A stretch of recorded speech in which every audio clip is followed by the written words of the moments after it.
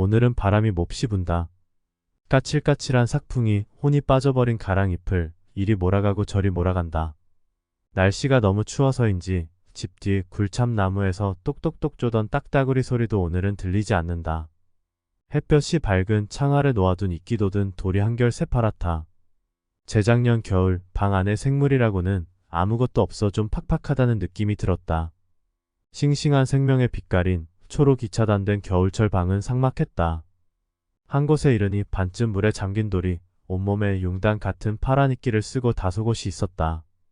내 주먹만 한 크기인데 하얀 수반에 담아놓으니 방 안의 운치가 감돌았다. 언뜻 보면 마치 토끼가 웅크리고 있는 것 같은 형상이다. 이따금 물을 갈아주면서 한겨울을 우리는 사이좋게 지냈다. 내가 건네는 말을 돌은 잠잠히 듣고만 있었고 그의 침묵을 나는 귀 속에 귀로 받아들였다. 우리는 눈길을 주고받으면서 서로가 방해됨이 없이 각자의 할 일을 하면서 한 방에서 살았다. 골짜기에 얼음이 풀리고 매화가지 끝에 꽃망울이 부풀어 오르는 초봄, 우리는 기약 있는 작별을 했다. 겨울철에 다시 만나기로 하고 그때 그 자리에 갖다 두었다. 작년 겨울에도 그 돌은 나와 함께 우리 방에서 지냈었다. 생명의 신비라더니 작년에는 뜻밖에도 그 돌에 석창포가 서너 줄기 돋아 있었다. 이제는 갈 데 없는 귀가 솟은 토끼였다. 그저께 큰절에 내려가 화봉스님 기제를 지내고 올라오는 길에 문득 생각이 나서 돌을 데리러 그 개울가로 갔었다. 지난 여름 장마로 흘러내린 토사에 혹시 묻히지는 않았을까 걱정을 하면서 두리번거렸는데 그 돌은 저만 치서 나를 반겨주었다. 그런데 이게 웬일인가. 1년 사이에 석창포는 세 포기로 갈라져 16줄기나 무성하게 자라 있었다. 삶은 정말 놀라운 신비다.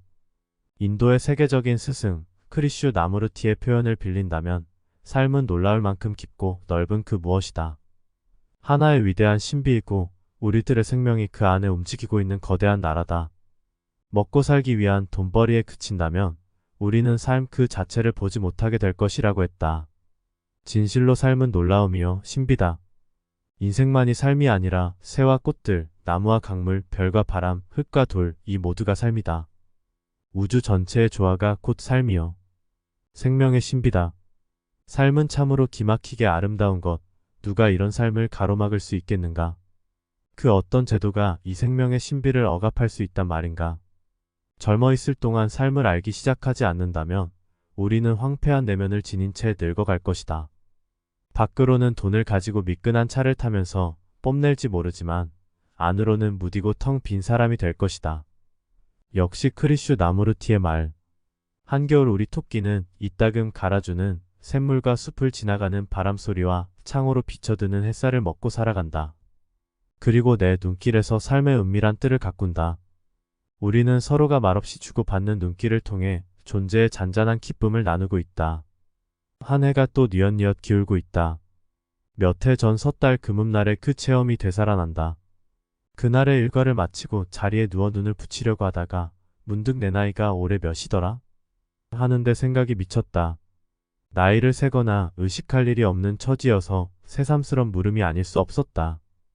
내가 먹은 나이를 헤아리다가 아니 그럼 내일 모레면 50이 되게? 머지않아 60, 70? 순간 아찔한 생각이 들었다.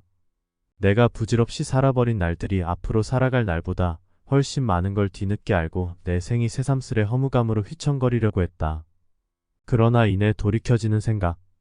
그래 사람이 만약 100년, 200년을 산다고 해서 좋을 게 뭔가. 그렇게 되면 사람이 얼마나 추하고 천해질 것인가.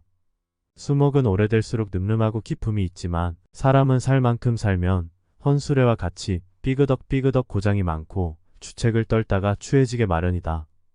그러니까 살 만큼 살았으면 생에 미련을 두지 말라는 소식일 것이다.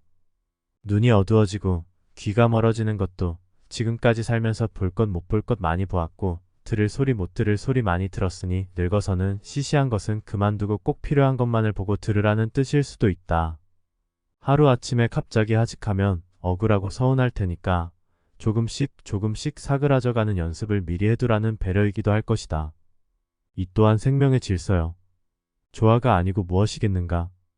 이 세상에 태어나자마자 죽는 아기도 있고 10살도 못 되어 안쓰럽게 죽어가는 어린이들이 있는가 하면 제대로 피워보지도 못한 채 20, 30세 안에 비명에 가는 사람도 무수히 있다. 그러고 보면 나는 이 기구한 세월의 반세기 가까이 살았으니 이제 죽는다 해도 억울할 것은 조금도 없다. 문제는 사람이 얼마나 오래 사느냐에 있지 않고 자기 몫의 삶을 어떻게 살고 있느냐에 달린 것이라는데 생각이 미치자 조금 전에 아찔한 허무감은 이내 지워지고 말았다. 순간순간을 최선을 다해 인간답게 내 자신답게 후회 없이 사는 일이 새로운 과제로 다가섰다.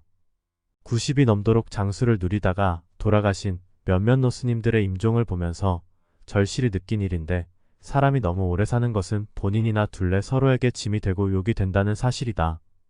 그렇게 할 수만 있다면 나는 인간으로서 그 기능과 역할이 끝나는 그날로 미련 없이 몸을 바꾸고 싶다.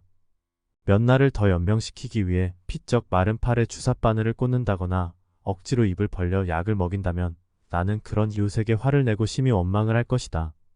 사람은 살 때에 빛이 나야 하듯이 죽을 때에도 그 빛을 잃어서는 안 된다. 생과 사가 따로 나누어질 수 없는 것과 속의 관계라고 하니 더욱 그렇다. 고려중기의 뛰어난 선사 진각해심은 정월초하루 아침 이렇게 말했다. 어린이에게는 한 살이 포태지고 노인에게는 한 살이 줄어지며 늙고 어림에 상관없는 이에게는 줄지도 않고 포태지지도 않을 것이다.